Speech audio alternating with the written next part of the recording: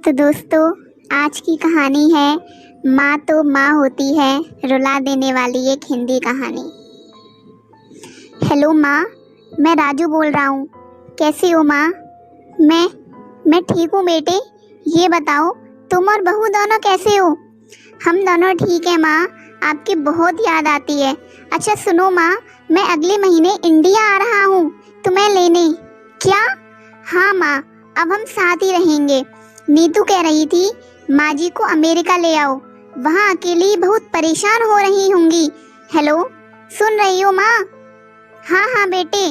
बूढ़ी आंखों से खुशी की अश्रुधारा बह निकली। बेटे और बहू का प्यार नस नस में दौड़ने लगा।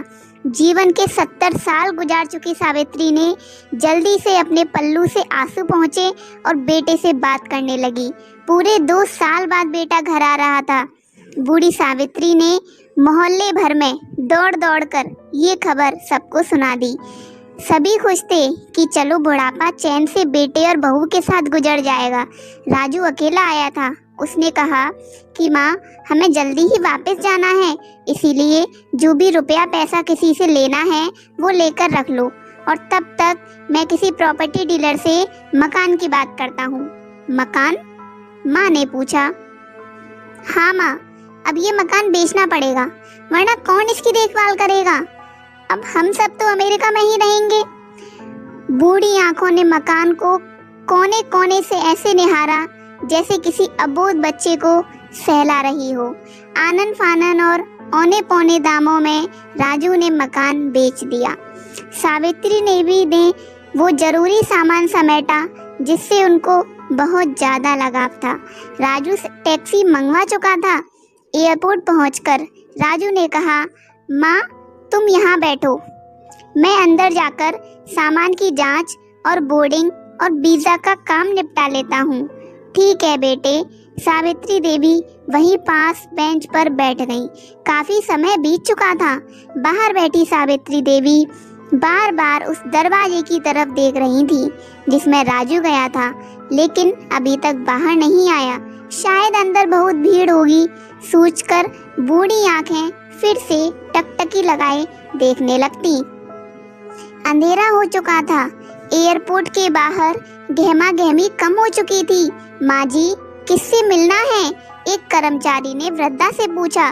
मेरा बेटा अंदर गया था टिकट लेने, वो मुझे अमेरिका ले जा रहा है, सावित्री देवी ने घबरा कर कहा। लेकिन अंदर तो कोई पैसेंजर नहीं है।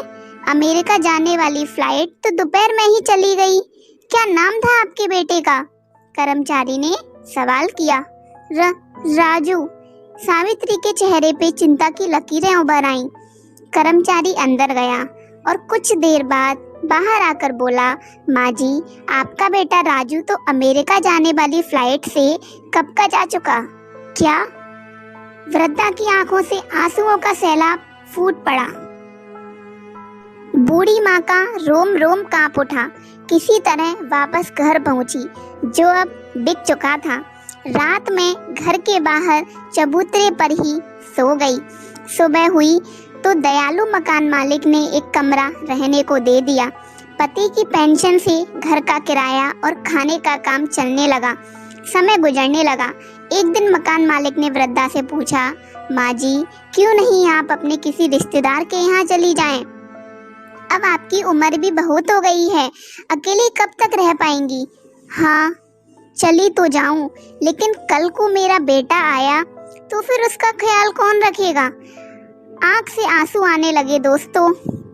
विनती, माँ बाप का दिल कभी मत दुखाना। शिक्षा माँ तो माँ होती है। अगर आपको हमारी ये कहानी पसंद आई हो तो वीडियो को लाइक करें और शेयर करें, और आगे ऐसी ही कहानियाँ सुनने के लिए चैनल को सब्सक्राइब करें।